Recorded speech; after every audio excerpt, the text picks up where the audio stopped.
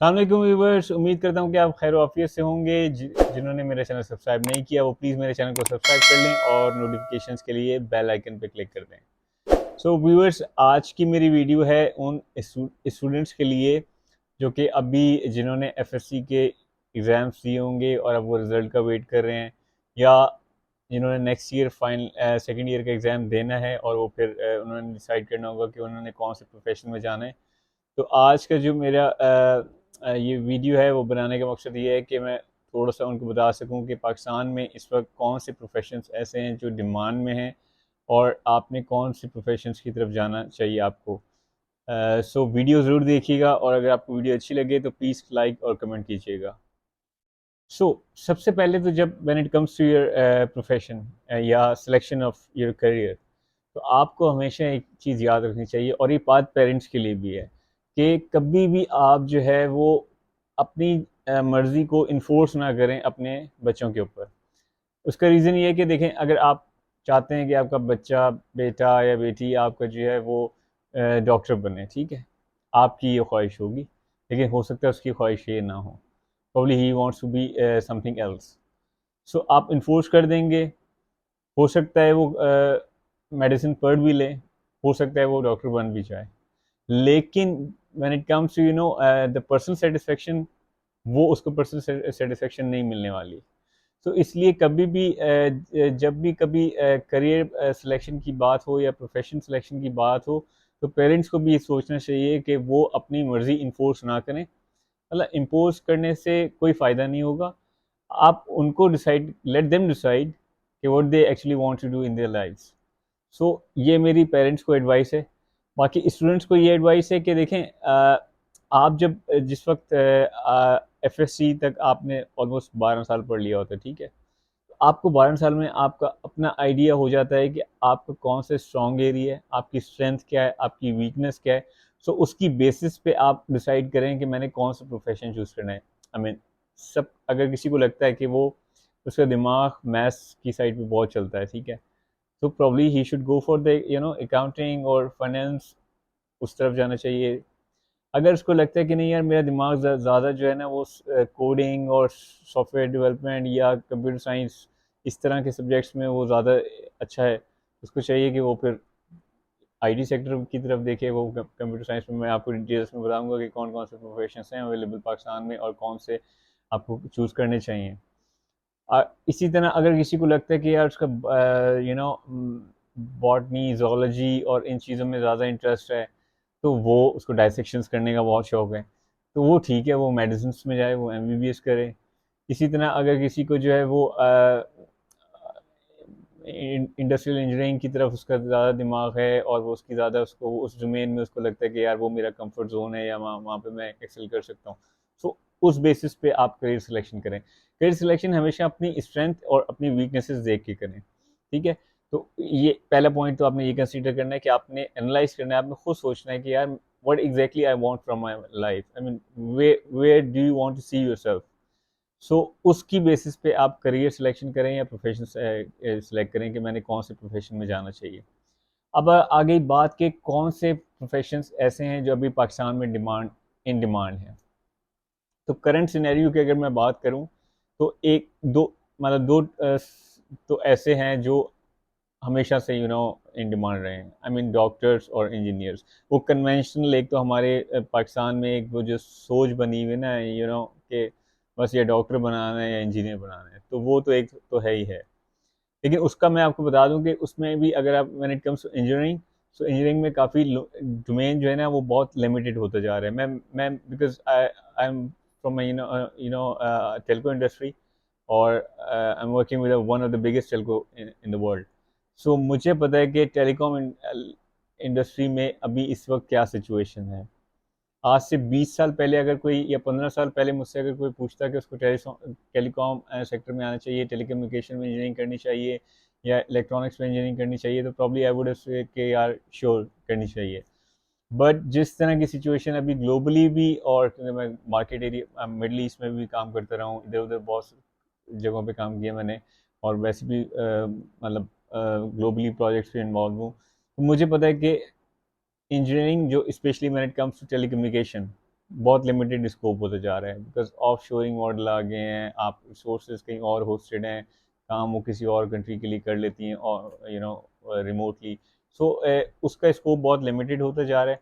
आज से 10 साल पहले हम जब टेलीकम्युनिकेशन की बात करते थे तो हमें पूरा एक उसमें साइट एक्विजिशन भी होती थी, उसमें सिविल वर्क्स की कंस्ट्रक्शंस भी होती थी, उसमें इलेक्ट्रोमैकेनिकल काम भी होता था, उसमें इंजीनियरिंग की इंस्टॉलेशंस भी होती थी, सब कुछ होता था। बट अब कॉम्पैक्ट सॉल्यूशंस आ रहे हैं, अब इतनी ज़्यादा एडवांस टेक्नोलॉजी हो चुकी है कि आपको जो है ना इन सब चीज़ों की ज़रूरत नहीं है।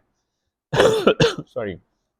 तो ये एक तो ये कि वो प्रोफेशन है, आप इंजीनियरिंग में चले जाएं तो इंडस्ट्रियल इंजीनियरिंग की तरफ चले जाएं, वो उसमें अभी भी स्कोप है, बिकॉज इंडस्ट्रियल इंजीनियरिंग में आपके जो है वो डिमांड मिडल ईस्ट में भी बहुत ज़्यादा है। आप रही बात, अगर आप आते हैं बीबीए करने की साइड पे, बिजनेस एडमिनिस्ट्रेशन की साइड पे अगर आपको आना है, तो उसमें जो when it comes to specialisation, तो उसकी स्पेशलाइजेशन आपने ऐसी करनी है कि आपने अ, ऐसे डोमेन में जाना है या ऐसे जो है वो एरिया सेलेक्ट करना है आप मैंने जिसकी ग्रो मार्केट में अभी इन डिमांड हो।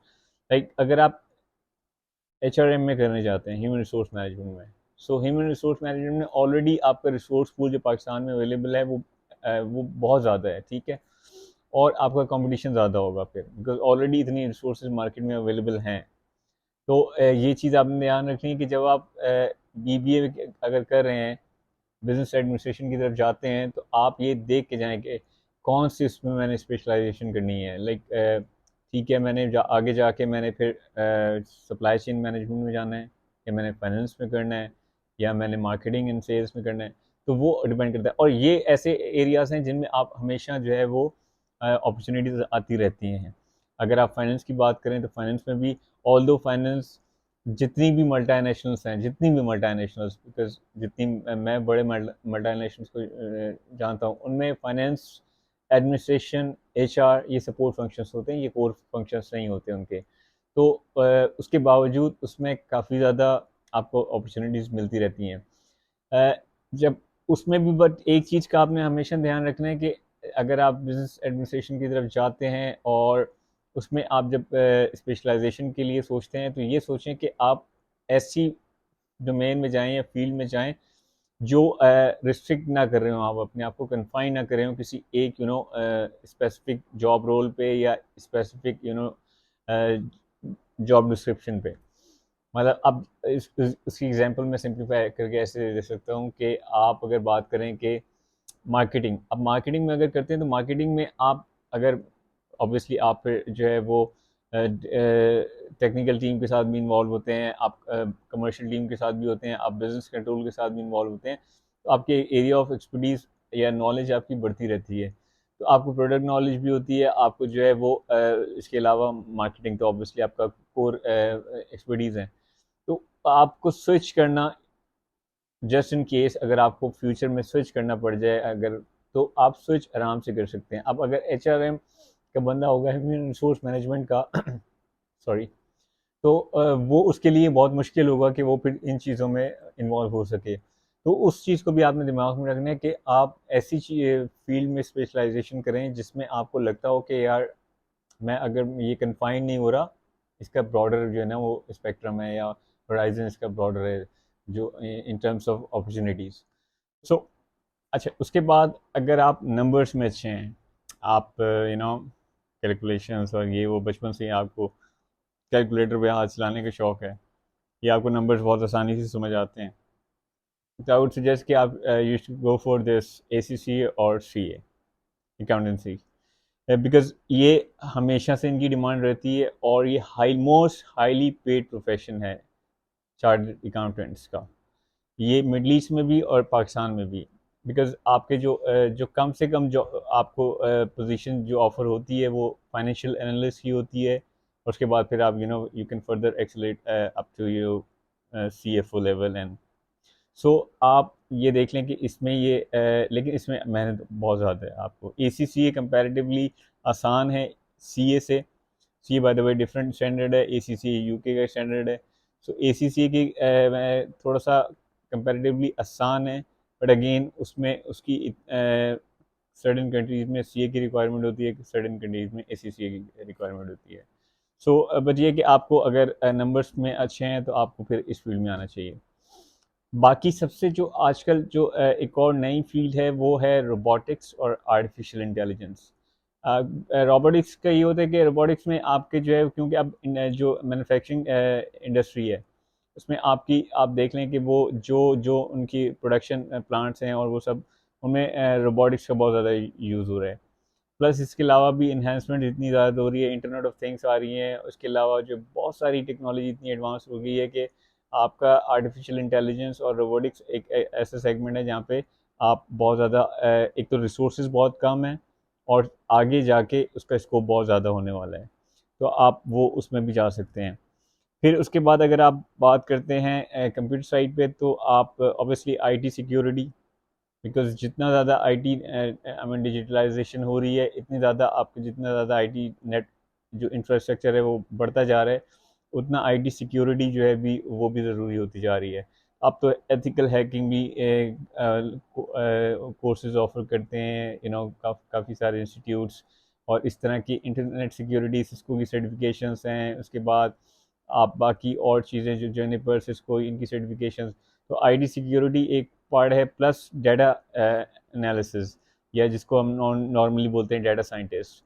डाटा साइंटिस्ट भी ऐसी फील्ड है जिसमें आप, क्योंकि बिकॉज फ्लो ऑफ इंफॉर्मेशन इतना ज़्यादा है, आपका इतना ज़्यादा डाटा जो है वो ऑलरेडी है। आप इससे अंदाज़ा लगा लें कि पाकिस्तान में 22 करोड़ तो लास्ट टाइम जो आबादी काउंट हुई थी, तो तब तब की बात है। तो आप सोच लें कि कितना ज़्यादा फ्लो ऑफ इंफॉर्मेशन होगा और आगे जाके कितने ज़्यादा होने वाला है। बिकॉज आपके जो है वो, अगर आप एक ऑपरेटर की बात ही करें, लेट से नादरा के पास देखें, नादरा के पास कितने लोगों का डाटा है। इसके बाद अगर किसी मोबाइल ऑपरेटर की बात करें तो जैज़ के पास मेरे ख्याल में कितने 20 मिलियन सब्सक्राइबर क्लेम करता है जैज़। तो ये आप उससे अंदाज़ा लगाएं कि कितनी ज़्यादा इंफॉर्मेशन। तो डाटा एनालिस्ट और डाटा साइंटिस्ट, ये ऐसा प्रोफेशन है कि जिसमें आप जा सकते हैं। उसके बाद software development, software development, e commerce solutions, app developments, जितनी ज़्यादा आप ये नए नए सॉल्यूशंस आ रहे हैं, आप उसके लिए सॉफ्टवेयर डेवलपमेंट वो हमेशा से आपको रिक्वायरमेंट रहती है।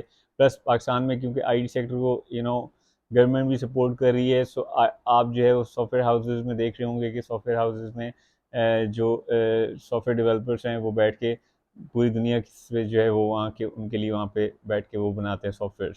तो वो सब सॉफ्टवेयर डिज़ाइनिंग वहाँ से पाकिस्तान से हो रही होती है, उसके लिए आपको कहीं बाहर जाना भी नहीं पड़ता। यहाँ से वो ऑफशोर मॉडल यूज़ करके यहाँ से परचेज़ करते हैं सर्विसेज, और यहाँ पे हायरिंग होती है। तो सॉफ्टवेयर डेवलपमेंट भी एक ऐसी चीज़ है। एक और बहुत इंटरेस्टिंग है, वो है साइकोलॉजी। आप साइकोलॉजी भी क्लिनिकल साइकोलॉजी की तरफ भी जा सकते हैं। बिकॉज़ उस अब आहिस्ता आहिस्ता जो हालात हैं उसमें ये कि अब आप देख रहे हैं कि स्कूल्स में भी, यूनिवर्सिटीज़ में भी, और जो मल्टीनेशनल या बड़ी ऑर्गेनाइजेशंस हैं उनमें भी बाकायदा जो साइकोलॉजिस्ट होते हैं उनको हायर किया जाता है for the mental, as a mental coach, और यूनिवर्सिटीज़ में एज अ काउंसलर, और बच्चों को के स्कूल्स में जो है वो चाइल्ड काउंसलिंग के लिए। और वैसे भी जनरली भी आप देखें आजकल जो है वो लोग इतने ज़्यादा प्रॉब्लम्स में हैं, सिचुएशंस उनकी ऐसी होती हैं कि they have to go to the psychologist for they just to cope up with symptoms like anxiety and depression and all that. So psychology भी एक ऐसा सब्जेक्ट है जिसमें आप ज़्यादा एक्सेल कर सकते हैं। तो इसके अलावा अगर आप बात करें तो बाकी जो मैंने पहले जैसे बताया, मार्केटिंग एंड सेल्स, वो अभी भी डिमांड में है और वो आगे भी डिमांड में रहने वाला है, क्योंकि से मार्केटिंग एंड सेल्स सिर्फ आपकी एफएमसीजी नहीं है, आपकी जो जो टेलीकम्युनिकेशन सेक्टर है उसमें भी मार्केटिंग एंड सेल्स की इतनी ज़रूरत है जितनी एफएमसीजी में होती है। इसके अलावा अगर आप बात करें जो आईटी सेक्टर है उनमें भी मार्केटिंग एंड सेल्स की इतनी ज़रूरत है जितनी बाकी सेक्टर्स में होती है। तो ये भी एक ऐसी फील्ड है जिसमें आप हमेशा एक्सेल कर सकते हैं। तो ये वो कुछ प्रोफेशंस थे जिनका मैंने आपको बताया कि जिनकी अभी भी डिमांड है पाकिस्तान में,